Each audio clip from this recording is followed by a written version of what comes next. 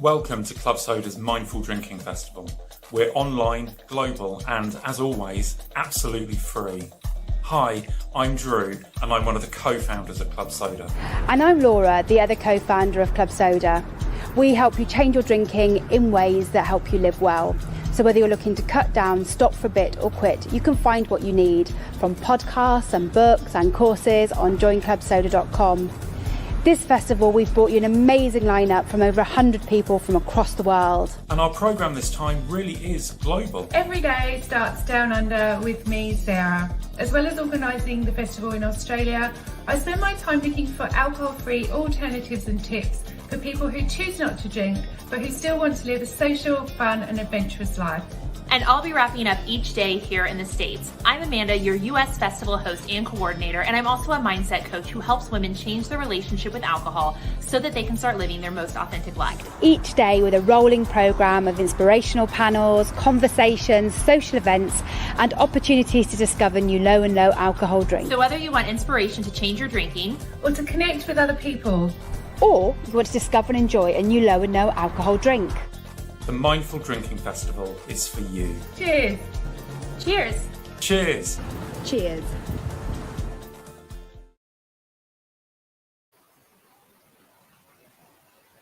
Well, here we are. Hello, everybody. I want to do a round of applause and bring it all in for everybody. Welcome to the Global Mindful Drinking Festival. And my name's Maz Compton. I'm your host for this session, which is called Getting Started. You can see a couple of gorgeous other faces on the screen. We're going to get to know everybody's stories over the next sort of 40, 45 minutes or so. So I firstly want to welcome you all here to this space. Also to let you know, you can make sure if you want to interact with us, there's a comment section on the platform that you're watching on. So feel free to throw a comment out there and we can try our very best to get to it during this session. And, I feel like this is a bit of a transparency session. There's no shame here. We just want to empower and encourage everybody on their own personal journeys of mindful drinking. So I wanted to just give you a teeny tiny bit of my story, and then we're going to introduce everybody else who's on this panel today. So I actually, I stopped drinking about 5.5 years ago, and I haven't had a drink since. And that doesn't mean that needs to be everybody's story at all. It's just the way it worked out for me. I found myself working in media, and alcohol had kind of become a part of everything that I did. And I feel like that's a really similar theme when you talk to people about them redefining their relationships with alcohol. And that's kind of what I did. I set out on a journey to redefine my relationship with alcohol. I sort of did this experiment where I didn't drink for 31 days. And I haven't had a drink since, because I kind of had this pretty huge paradigm shift during those 31 days.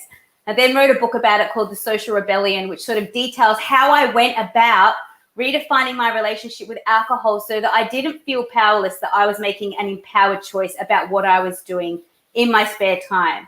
So for anyone who's kind of watching, thinking, I'm here because I'm asking some serious questions about how much I'm drinking, maybe it's not working for you and you're not really sure what to do about it, I feel like you've come to the right session, because it's all about just getting started, taking that first, I don't even want to say the word step, but just shifting in that right direction of making empowered choice.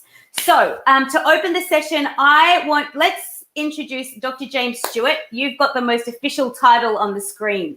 So I feel like you're bringing the authority and everyone else has just got cool stories to tell. Do you want to tell everyone a little bit about you and your relationship with alcohol and where you're at? I know you're smashing a Heineken Zero right now. Correct. Yes. So I'm also bringing the male flavour to this by the look of it as well. There's that too, representing, yeah. Yes. So I guess a quick way to summarise it is I've lived two lives. My first life being a DJ, partying extremely hard since I left school. What was your DJ name? Just James. I used to use the Just James logo. Excellent. Excellent. Yes, I hit it very hard for many years until I was about 27, and then just had a light bulb moment that was it. I've got more to offer, so came home, went to university, went through med school. Thought I was on the right path, but I was still battling the booze. bit of a sort of a closet, I guess you could say, higher functioning alcoholic. I guess you could say. Sure. Would go home and have the intention to have 2 beers and smash the whole 6-pack, and then go get a bottle of red. And that was a bit of a regular occurrence. So that sort of took a toll. And then I guess GPing and telling people not to drink, and they should drink, a couple of sober nights a week, and I'm sort of not doing what I'm telling people to do. So I've been sober just over a year now. Awesome. And it's interesting now. I've got a different opinion when I'm talking to people about trying to give up alcohol from a doctor's point of view as well, which we can talk about later, but just some advice on the best way to speak to it with your GP, and how you can get the most benefit out of your time with your doctor as well. I feel I can give some good insight into that.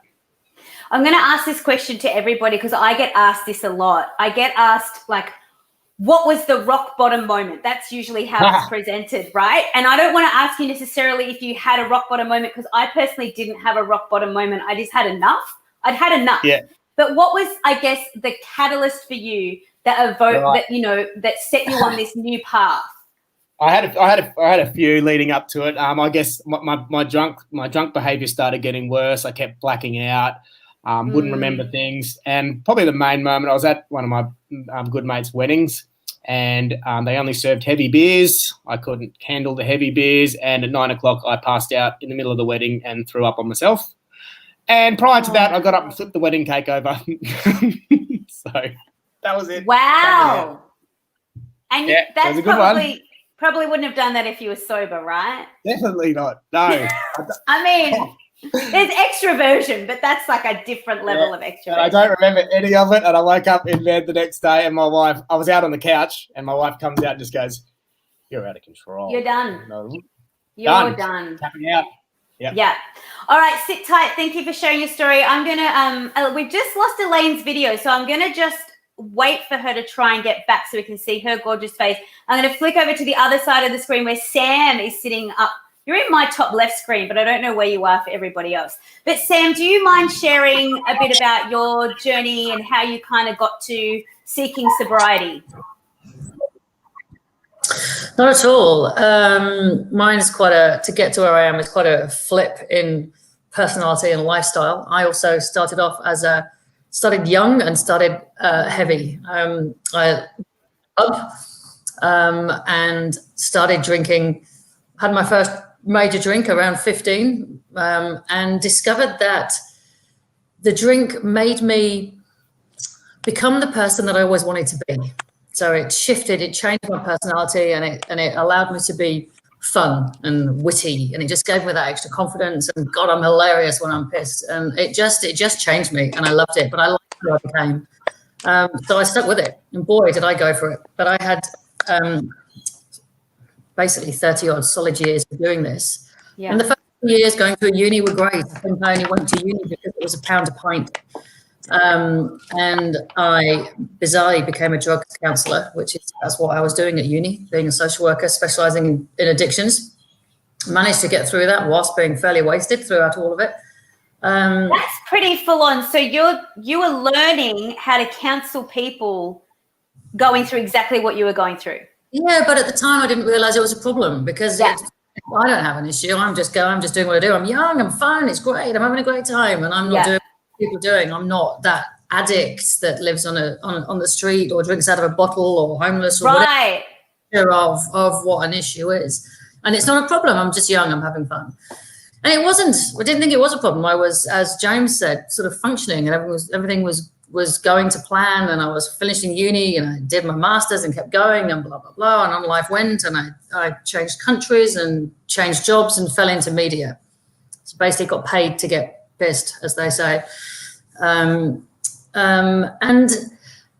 it just started to spiral out of control. And as you said about hitting the rock bottom, I suppose for me, during the time at media, because it was a daily onslaught and I was doing it, this need to change my personality, this need to be the person that I'd become. I couldn't be that person unless I continued to do what I was doing. I didn't feel that I could be that outgoing and that confident and that brave and that mouthy and that everything unless I was consuming this booze or these substances or whatever it was that I needed to do. And fortunately, later on in my life, I got retrenched. So as a single mum with a young daughter, living in the eastern suburbs of Sydney with a mortgage wrapped around my neck, it's like, holy cow. And that felt like a rock bottom. I'd been having daily panic attacks, because I couldn't sustain this lifestyle. I was drinking to keep myself going. And then I was having to take pills to sleep at night. And then I was on anxiety tablets. I was just medicated and drinking to the max. It's just this thing, nightmare had evolved. And so that was really the rock bottom. But the saving grace of that happening, it allowed me to just take a breath and pause and go, what the hell are you doing? So for me, my drinking had become a problem. So I came at this from a different angle. So it's not so much wanting to come. I sort of came at it going, I can't keep doing this. And really the takeaway for me was that I was just this overweight, overstressed, incredibly anxious person that I didn't recognize. I'd look in the mirror and not recognize myself at all. And I was supposed to be a role model to this beautiful young girl. And that was my rock bottom. And that's when I realized I had to change. So for me, I came at it as acknowledging that, holy cow, this is a problem and I've got to stop. So it was, and that's where it happened, basically. A total acknowledgement that this is gone beyond functioning alcoholism. This is turned into... Yeah, I hear. And look, I remember doing a podcast a little while ago and I was sharing my story and I was like, you know what? I used to really think that I was a unique snowflake and that like I had this really like unique story with alcohol, and it's really common. Like people in gray area drinking, people who are high functioning, who Google, am I an alcoholic? And turns out maybe I'm not, but maybe I am, but I'm not really sure. And it's actually really, really, really common. It's not to discredit anyone's stories, but it's to just say, hey, okay, this is a really common theme in our society. And so the more we can talk about it and expose it, the less shame there is and the more hope there is for people who are finding themselves wrestling with addiction or dependency or however you want to label it. Thank you, Sam. I want to ask Sarah-Jane Clarke to share her story because I feel like Dr. James came from the music industry. Myself and Sam were in the media industry, and you've come from fashion. And I feel like alcohol is a currency in all of these industries, hey? Absolutely. I mean, it played a huge role in, I guess, our business and the industry altogether. Like, so for fashion weeks, they were always sponsored by a champagne company or a gin company or a vodka company. So, and it was back in sort of the 90s or early noughties when, we used to pop champagnes backstage and give it to the models before they, walked down the runway. So it was, looking back, it's quite a bizarre thing to feed people alcohol before they're doing, especially those really high heels too. Like I've seen some of those shows, and those heels I wouldn't attempt sober, let alone after a champagne. I know. It was rather crazy. And so for you, what was, I guess, the moment, like the time where you were like, okay, I'm pulling the pin here. I've got to redefine my relationship with alcohol. Enough is enough.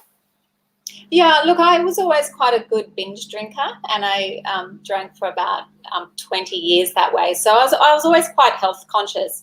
So during the week, I would have nothing, but then come Friday or Saturday night, you would have all the drinks, all of my drinks in one sitting. Yeah, which ended up, looking. I was quite a mess by the end of that, but.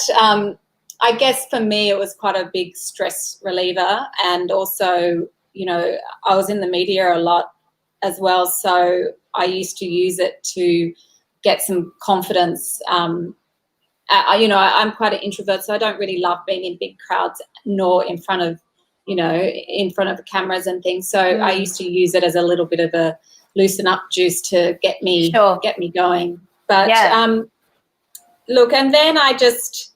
you know, a little bit like everyone else, you sort of get to the stage where you just realize that alcohol is really not doing you any favors. I'd be waking up at 3 o'clock in the morning. I would just be riddled with anxiety and shame about what I'd said or what I did. And, you know, I'd beat myself up for like 3 days. And I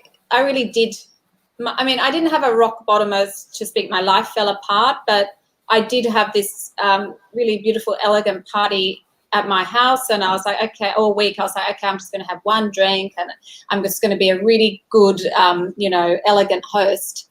And then, I don't know, I had like 3 martinis and then blacked out for the whole party. So couldn't remember any of it. So then I was just like, okay, I am fed up with myself. This is it. So then I did 365 days alcohol-free, and I shared that with my Instagram audience, and that was really the start of being curious about what sobriety looked like. Yeah, wow. That's a really big, I remember when I was considering going alcohol-free, because at the time, like if somebody said to you, don't drink for the weekend, I would like dead set have panic attacks about, what do you mean I can't drink for the weekend? That's how ingrained in my life it was. So to come out of the gates with 365 days is a really massive commitment.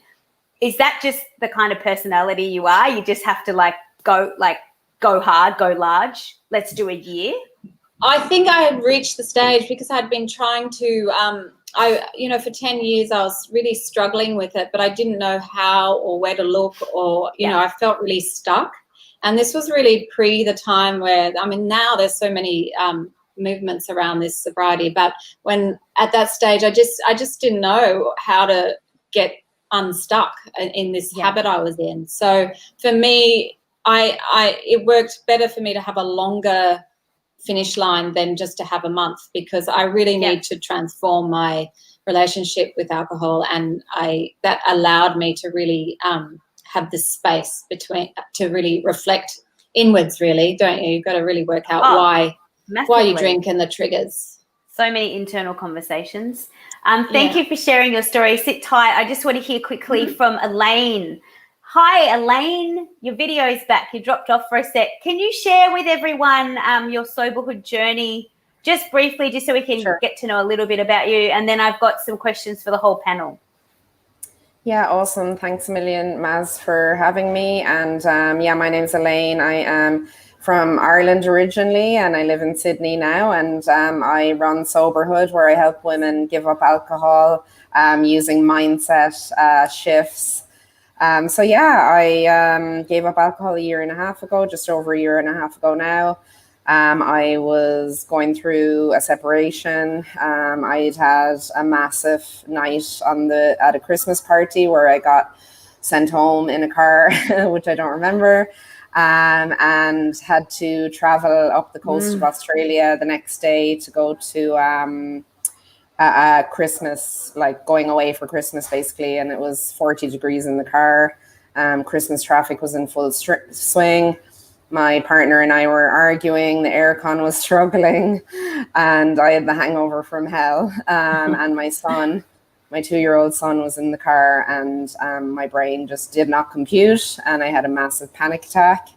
And I got to the place where we were staying, and it was a house full of Irish people, like ready to get pissed.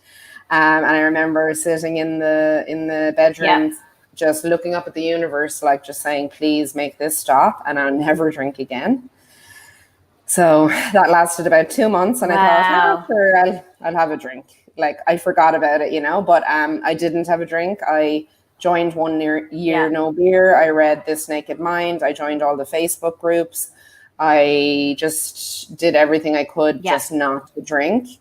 And a year later, I felt confident enough after 365 days to say, I'm never going back. Yeah, wow. That's great. Yeah, it's awesome. Thanks for sharing that story. I want to, it's cool, this panel, because we've all got these really different stories, but there's these common themes throughout that kind of I guess, unite people when they get to this crossroads in their life of, it's like, I don't want to choose the behavior that I'm choosing anymore, but how the hell do you unchoose behavior? Like, how do you unchoose unwanted behavior? It sounds like such a ridiculous thing.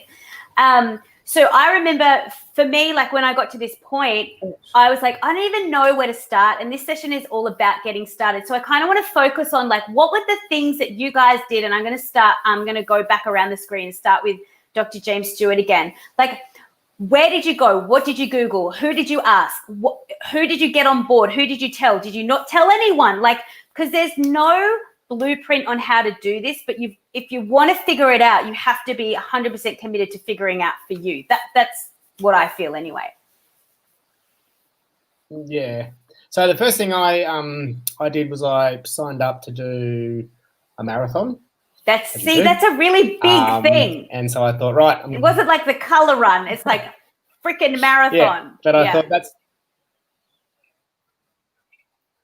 Yeah, or even, you could do just, I think a goal was a good thing, and that reinforced, just made it easier for me to also say to people, no, I'm running a marathon. I'm off the drink. I'm running a marathon, rather than saying I'm not drinking anymore because I can't handle my piss. Yeah. I'm doing a marathon. So that was a good thing because as I'm sure we've all found out, that the hardest thing is family. Pressure from your mates, and pressure from people and family. Why aren't you drinking? I was lucky my wife was very supportive. She was actually the one constantly giving me nudges to go easy on the drink, because she's the one that has to deal with me when I'm in a terrible way.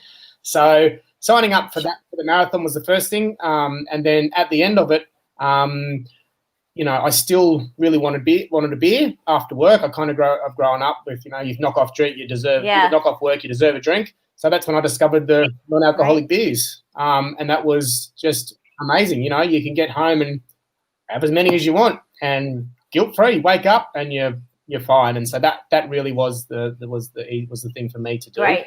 Was to sign up for something that gives you an excuse to tell people, oh, I'm doing a fun run, I'm doing something, I'm in training, and then you just continue it on. Afterwards, you go, no, I feel good. I'm going to continue this on for a while. Yeah. And then before you know it, people just accept that you don't drink anymore. And I think the most liberating thing for me was when I decided that I'm not drinking again. When I've tried a couple of times to cut down, and when I think in my head, oh, I'm doing dry July, I'm going to drink again at the end of it. It's going to be a wet August. Exactly. And I'm still nervous about how I'm going to behave in events I've got coming up in August and that kind of thing. And once I actually said, you know what, I don't drink anymore, it was like a massive weight off my shoulders. Yeah. Yeah, relief. It's a relief. I said it. I don't drink. Yeah. So that's great. So it's having an achieve. So for you, it was setting an achievable goal, because I feel like too, when you set out, it's like you're not really sure how to have that conversation with people. Like, and one thing I used to do, which I had to remind myself to not do, is I used to apologize to people for not drinking. So someone would be like, "Hey, Maz, can I buy you a beer?" I'm like, "Oh, no, sorry. I'm actually not drinking at the moment. I'm doing this like experiment where I'm not drinking." And then I was like, why am I apologizing for this? I'm trying to sort my life out. I should not apologize for that. So then I had to change my language around how I was communicating. And then I became confident in my responses and confident in my choices to not drink. Sam, what was it for you? Is there one or two little things that you could give people watching who, might want to get started on this journey? For me, again, because it was problematic for me, what I found is I couldn't do it alone. I think the thing is, drinking had ultimately, even though it started out as a thing that was meant to make me more sociable, it had ultimately made me highly isolated. Because of the shame? Drinker. Because why did it isolate you from other people? Because I find something I hear a lot is that it's part of our culture and drinking connects us because we do it with our friends. But your experience over time was quite the opposite of that. Yeah, because the volume that I drink, the speed that I drink it, one was never enough. I just needed to keep going. So you'd end up not wanting to go. You'd either load up. You'd end up just wanting to come home and drink some more. So I didn't want to do it out in public and be seen, because at the end of the day, I am a mother, and it is all that. So that's why I just want to come home and just be able to finish that bottle of wine at home or do whatever it is that I needed to do.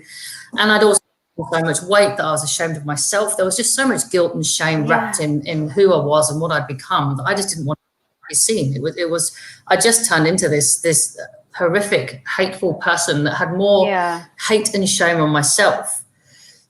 What I needed to do more than anything was find connection.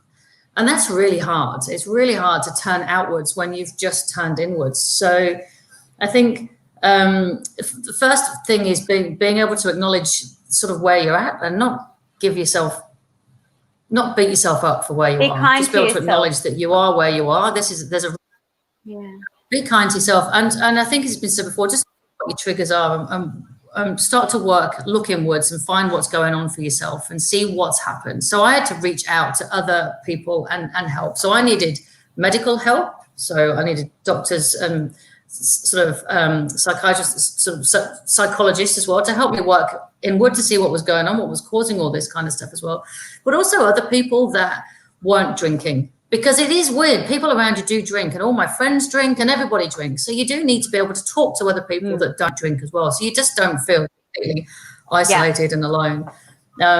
Need to find, I think the thing for me as well is when something's so ingrained in your psyche, I needed to look at it as not as I'm giving up alcohol. I needed to see it as I'm free from, because it turned me into a monster. And it was, I am now free from this, and I'm now becoming what I'm meant to be. I don't want to be this person that I was making myself be. I want to be who I am. Yeah. So I'm free. And when you become free from something, you've got room for something else. So it's bringing in. So what is it that I want to do? Start to find the joy in life, find the joy in other things, find the love. So it's about, for me, it's finding connections in other people, finding connections in other things to do. So it's about having a good hard look at yourself and finding joy in other places. It's interesting too, Sam, with your story, when you were sharing, you were saying like you started drinking because it turned you into the person that you wanted to be. And then it turns out you actually don't want to be that person. You want to be who you are. You want to be who you are. Because I was young and you thought you want to be something. But then as you get older, you think, no, hold on a minute. There's an authentic person in here that does come out.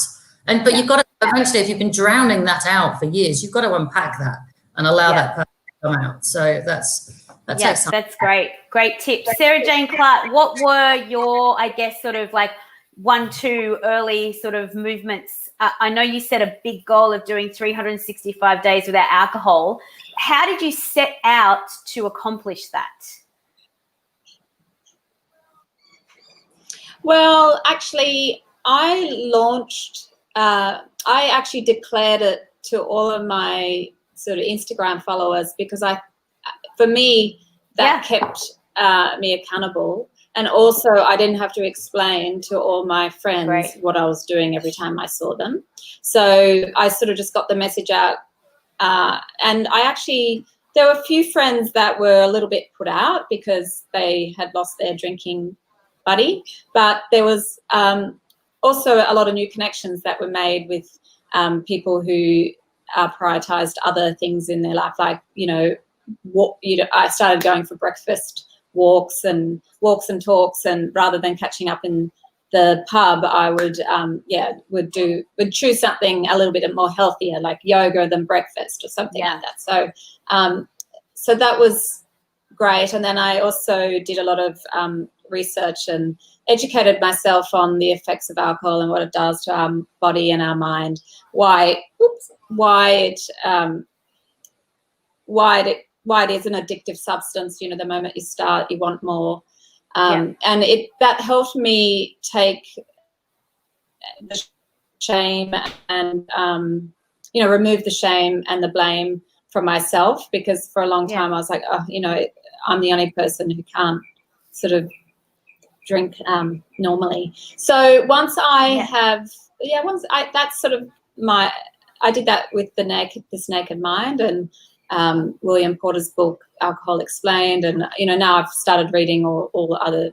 There's lots of books out there now, but that was sort of my journey. Did you, because you declared it on your social media platform, so like it's out there to the universe that you're doing this thing for a year, did that put any pressure on you at all, where you were like, oh, what if I what if I stuff up here? What if I fail? Like, did you feel any level of pressure because it was out there? Well, it actually put the good pressure on because I couldn't fail because I had all the eyes on me today. And, you have to be authentic. I can't be saying I'm doing one thing and doing another thing behind the doors. So True. For me, it really did keep me accountable. And, that worked for me. Yeah, that's awesome. The reason I ask is because I feel like I did mine in the opposite fashion. I did it really on the down low, as in I told like my boyfriend at the time, who's now my husband, and my mum, and I was like, hey guys, like we have a problem here, and you are the two people I'm entrusting with this, and I'm going to leave it at that for now. And that's sort of how I did it. And I'm just trying to figure out, like, I think it's though because I secretly am an introvert, even though I've done media my whole life, which is a bit similar to Sam's story in that alcohol made me think I was this extrovert that needed to be like in all of these rooms all the time. But I actually got really anxious going to their room. So then I would drink alcohol to not feel anxiety. And what I realized is that I actually recharge by myself, and I need a lot of alone time in order to like perform at my optimum level. So that's just like another way that alcohol tricks us, on this slippery slope. It like lies to us and tricks us all along the way. And you end up being this person that you actually genuinely hate. And I guess, what we're trying to unpack is like, once you get to that point for yourself, which could be any level on the scale, when you're there, like, how do you rip the Band-Aid off and take that, like I've been saying, those first few little decisions to set you on the path and then keep making the good choices. So I just found it really interesting about the declaration. So we've got a few different strategies here. We've got somebody who set a personal goal for themselves. We've got somebody who wanted to feel connection. We've got somebody who's declared it to an audience. So there's so many different ways that you can get to, I guess, the start point of your path. Elaine, what was your 1-2? I know you said that you joined all of the Facebook groups. Yeah, I did. I joined the Facebook support groups. I highly recommend them. I have one called Soulful Sobriety for Awakening Women. And just surround yourself with people who aren't drinking. So I was like you, Maz. I kept it very quiet. I didn't tell anyone for a very long time. I avoided going into situations where I would be triggered. But the things that really kind of woke me up, I suppose, was finding out the truth about alcohol, the fact that it's a poison. I can't believe like in 37 years, I was like, I didn't really register that, And as well, just noticing how my life had improved. So I had, a Sober Days app tracker. So I noticed the days, but I also noted down, my endometriosis was like just significantly better. My relationship with my son, my parenting was significantly better. I was much calmer and just able to be present with him. My relationships with other people were much more authentic, And yes, there is a period of grief where you think that your social life is affected, but really that social life, for me was fake, because we're all numbed when we're drinking. And I realized that, I drank because I found it really difficult to be in bars where it was really loud and lots of people and really overwhelming. So now I'm like, I just don't want to actually be there. So, I'll go for dinner. And at the moment I'm on the Sunshine Coast doing neuro-linguistic programming. I'm training to be a practitioner. And I really just started focusing on what I wanted from life. Really focus on what you want, not what you don't want. That's really good advice. We've got Sarah Connolly now. She's been jumping on and off the screen, and every time I go to introduce you, then you vanish. Hi, welcome. I'm hoping you can hear me. Yes, you're faint, but we can. If everyone leans in, I think they can hear you. Can you? I might have to go for a close-up. Yeah, go for it. Can you share? Can you give us a bit of backstory on your story, and then what I've asked everybody so far is kind of what like the rock bottomy moment of your story is. Even though I don't love using that term, but I feel like when you say rock bottom, everyone kind of knows what you mean, you know? Yeah, look, I've always been quite an all or nothing person, and I think that's a character trait that I've seen in a lot of people that struggle with addiction. We're kind of in or out, all or nothing type characters, and that's definitely what happened to me. I started drinking heavily off the back of grief and death in my family, and being somebody that has an addictive personality, it kind of crept up on me. I thought I was completely in control for a while, and then I remember really clearly I was drinking wine. That was my go-to, and I moved on to vodka because I didn't want my husband to know.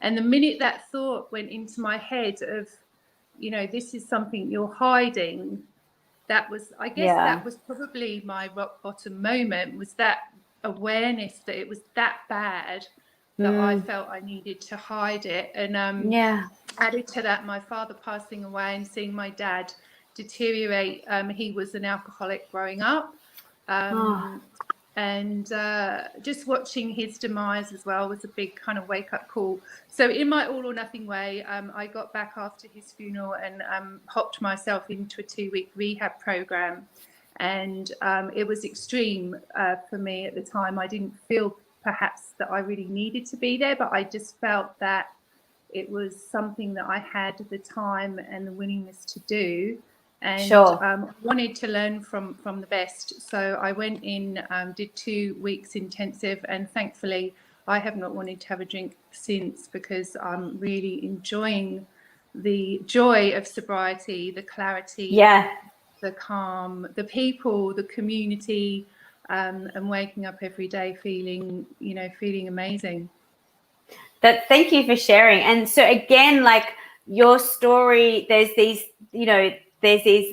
themes that link our stories together, but you checked yourself into a 2-week rehab program, and that was your way of getting started on the journey. So I just want to reiterate, there's no right way to do this. Like, this is real life. There's no right way to be alcohol dependent. There's no right way to be sober. There's no right way to moderate. It's just figuring it out for you. And I think the more we can have the conversation, the more we can like strip away the shame, the better chance everyone has of finding their happy place. And that's what this is all about for me, because I did realize when I was waking up weekend after weekend, hating my life, like on paper, killing it, like National Drive radio show, face on billboards around the country, interviewing all the celebrities, like doing all the things, ticking all the boxes, writing new boxes and ticking those too, hating myself. That disconnect is not a happy place. And so if that resonates with you, that on paper it looks like you're doing all the things, but internally there's conflict and there's stuff going on for you, and you don't know why you're choosing the behavior, you don't know how to stop that, this is a great space for you to be, because you can start to understand that it's okay. Like, we're united in these stories and these struggles, and there is a way through, because it's not about getting out of it, it's about getting through, like getting through this bit to the next bit, and so on and so forth.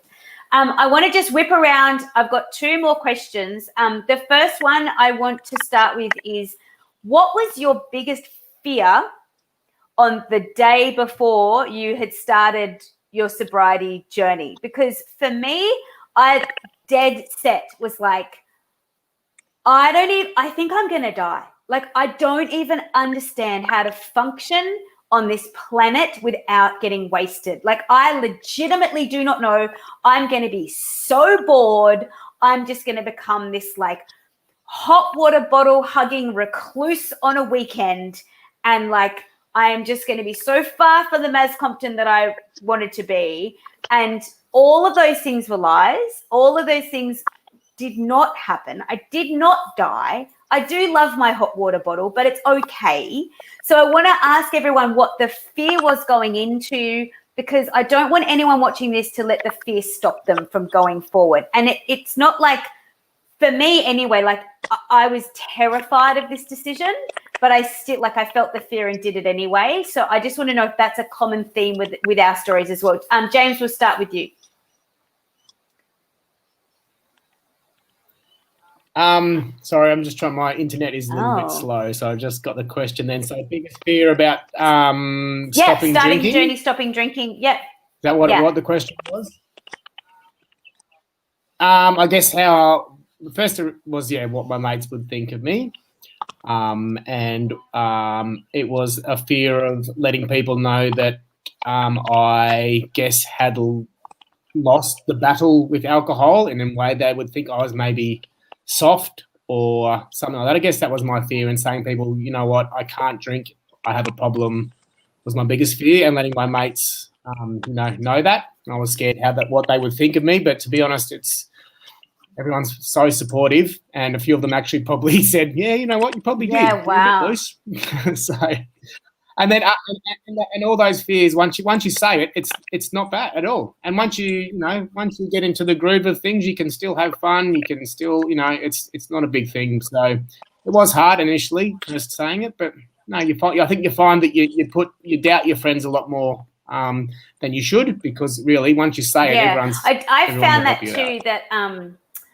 I like to think that people actually don't give a crap about us as much as we think they do. Like we think do you know what I mean? Like without, minimizing, but to say like, oh my God, my friends are going to like disown me because I'm not drinking. Like really at the end of the day, if they do disown you, they're not your real friends anyway. And like everyone else has got their own stuff going on that like everyone's like, okay, cool. Like you do you, babe. That's sweet. Like let's catch up for coffee next week. It's fine. And it is, you do like, we almost like catastrophize what could happen, and you sit in the doubt of what could happen, when really when you just move forward, it's never usually that bad. It's never usually what we imagine in our brains. So 95% of my life is not how I imagine it in my head, and you don't want to even know what's going on up there, Sam, what was your biggest fear when you sort of decided to go on your journey?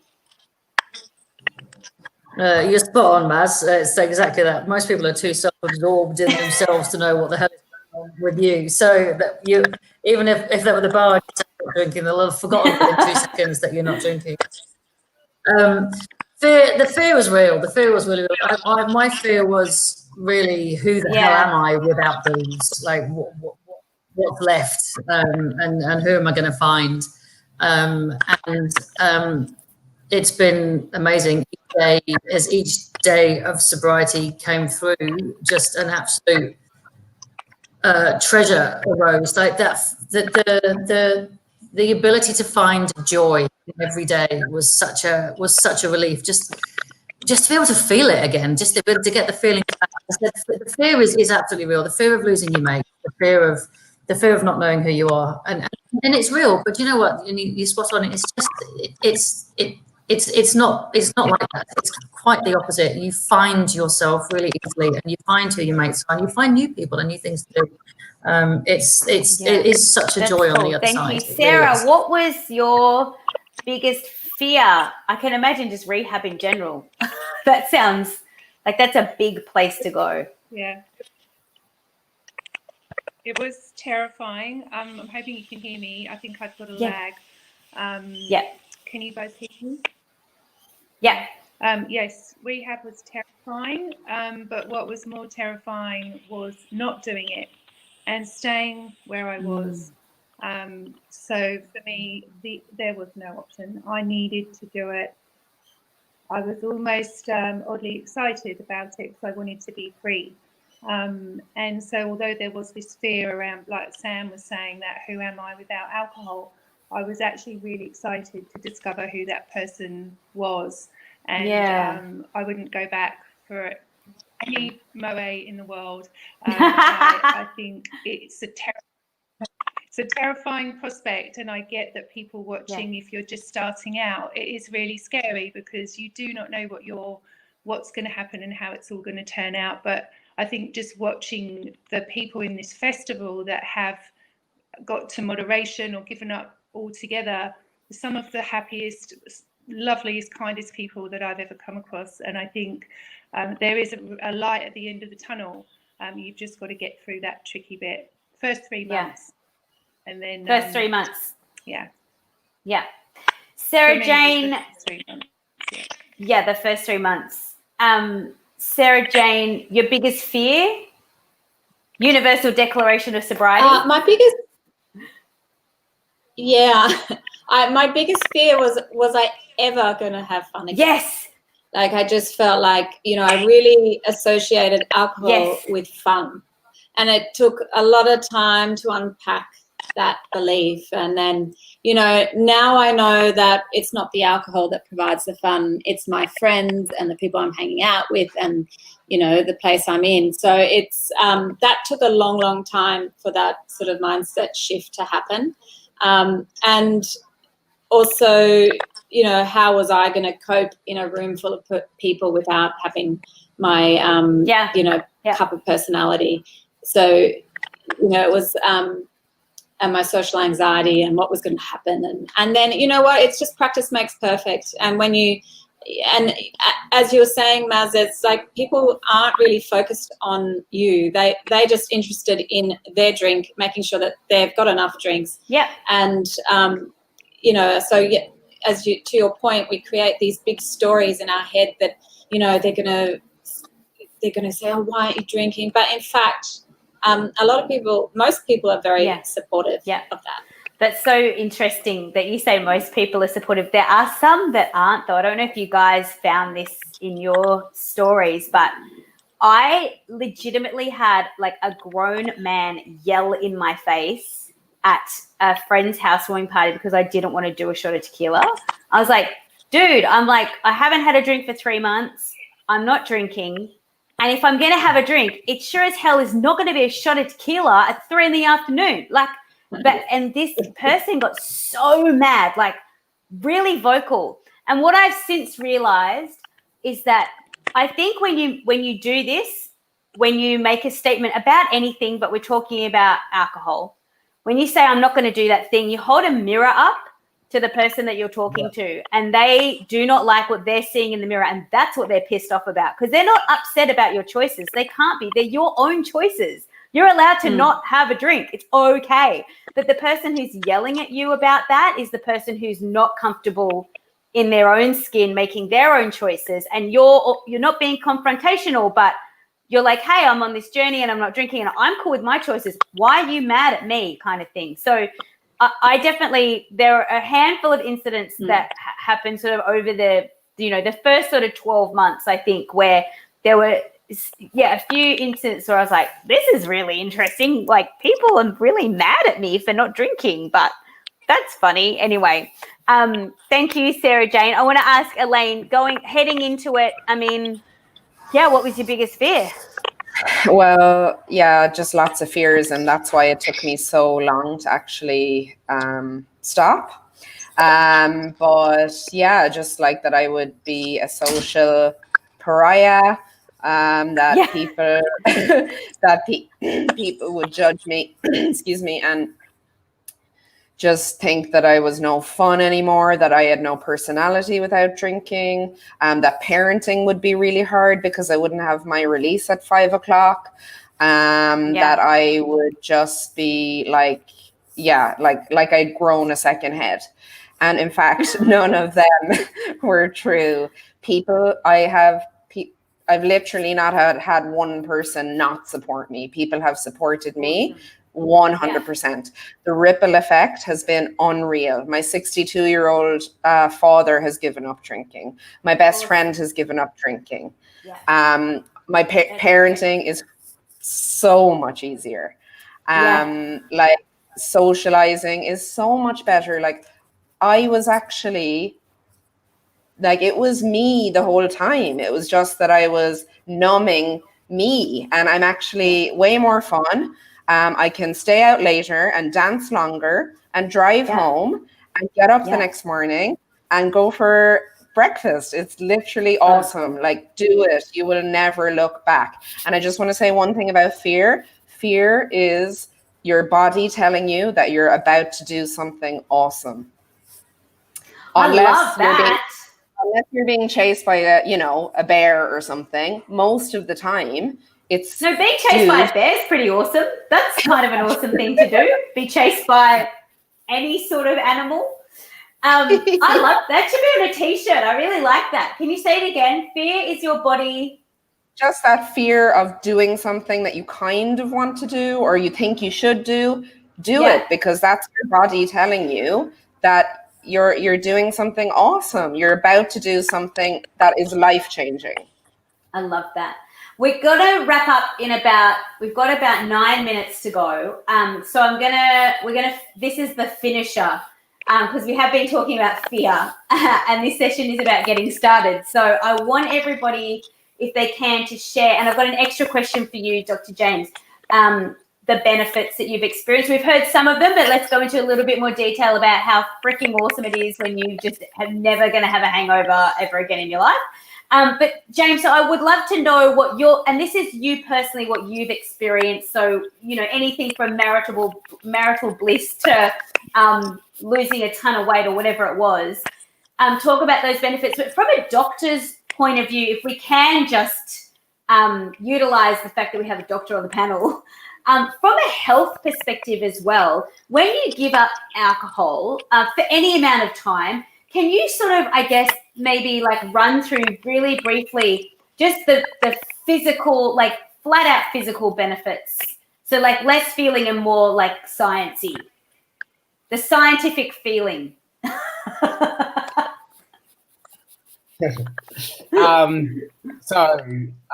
will start what I found the best from when I stopped was, like we've all sort of discussed about, is that no longer waking up with that feeling of anxiety and remorse and guilt. That ended up hanging around for pretty much nearly until the weekend again before, or until I got another drink into me that night. And so that was the biggest winner for me, was never, ever feeling that horrible, horrible feeling again. Medically wise, so the most obvious one, and probably the most one people can relate to, is drinking before bed actually gives you a worse sleep. So people think that I need to have a drink to relax. I need to have a drink to get to sleep. It might help you get to sleep, but your body is working hard throughout the night. You've got the sugar content. It's actually a diuretic, so you've got to get up and wee, and you never actually have a deep sleep. So you don't wake up refreshed. You struggle through the next day again, and then you think, geez, I'm buggered. I really need another drink. I could do with a drink to, and that cycle just goes on and on. Obviously, there's the things that quality. So what you're just saying is, so when you have a drink before bed, like you just said, to take the edge off, to help you get to sleep, or just to knock yourself out because it's been a bad day. Yeah. The quality of sleep that you're getting is not sufficient for your body to function at its optimum level. Exactly. Yeah, it might help you get to sleep, but you never get into a deep sleep. Your body is working to process the sugar content. Your liver's working to process the alcohol, and your body just can't relax because it needs to do that. So whilst you go off to sleep, you're actually never in a deep sleep. You've got to get up and do a wee and all these other things, and then you wake up and the cycle repeats. So that's the easiest one, because most people want to drink to unwind and want to drink to help them relax and help them go to sleep. So that's a big one to think about. And then obviously you've got your liver. We're going to break down the alcohol and lots of other things. The best one to think of is just before you sleep, you're not going to have a good sleep. Yeah, that's really good. And so for you personally, what's the best, wonderful, most amazing part of your journey? Is it just feeling good every day? Feeling good every day, and something I'm really taking a lot of reward from is my best mate from school, my absolute all-time best mate. He's actually stopped drinking now too, and he and I were both pretty bad together. Got up to a lot of mischief. And he continued to drink while I stopped, and now he has stopped as well. And I've just, if one person can change, that's amazing.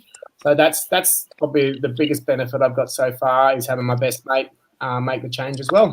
And now we're together with the NA guys. So we're looking for the best. The NA guys, the NA bros. That's cool. Thank you, Sam. You've mentioned a few things that were beneficial to you on this seeking sobriety journey of yours, but do you want to unpack it a little bit further for us? Yeah, it's been life-changing for me. The immediate things for me immediately within the sort of first couple of weeks were brighter skin. Immediately, I felt as bright as mine is right now, because the sun, the sun is shifted from when I did the lighting. Yeah, so brighter skin, the weight loss was quite quick as well, particularly around the face. I had that real boozy bloater face, and that dropped off. And then over time, I lost a considerable amount of weight as well from my entire body. But I think the sleep thing was huge. That didn't come immediately. I think obviously it takes time for your body to adjust to that when you've been sort of self-medicating, should I say. But the benefits of a proper sleep cannot be oversold. It literally just resets everything. But I think also for me, it's brought about a whole life change as well. So I've got out of the corporate world and set up my own business of seeking sobriety. I've been able to just find life, or be able to do life in life terms, basically. So removing the booze, removing this fueled need to do what I felt I needed to do and just live life and do my own thing. But it's literally just when you're not doing what you think you need to do, it allows you to do what you want to do, live by your heart. But finding purpose is a huge one. Yeah, live by your purpose. That's right. It's straight away, skin, hair, weight. They're just straight on. Sold. Seriously. I'll do it. And now it's so much easier with all this other stuff around it. When I started, there were no alcohol-free drinks to do. It was literally just sparkling water, which I'm still a huge fan of. But now you've got help you on the way. But that's good. Thanks, Sam. Sarah, can you give us just really quickly, I guess, one of the biggest benefits, or your favourite benefit from your journey? I'm watching the countdown, Maz. I'll be really quick. My kids, my son calls me an aquaholic, and it's just a thrill to me that they're so happy that I'm not drinking anymore. So that's number one. Presence, being present, and productivity. Those are my top three. Beautiful. And I think we've got time just really quickly. Sarah-Jane Clarke, can you give us the biggest benefit that you've found since the Universal Declaration of Sobriety?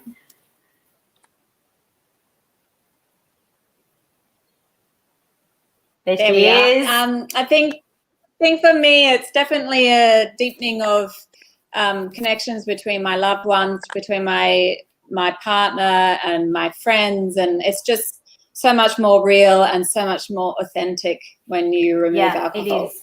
Well, I think we are going to wrap it up. I want to say thanks so much to you guys for being so honest. It's really nice to have a transparent, honest conversation about this topic. So thank you to you all for sharing on the panel, and I hope everybody watching has found this beneficial. Thank you. You can reach out on the social media platforms that have all been scrolling across the bottom of the screen if you want any further information.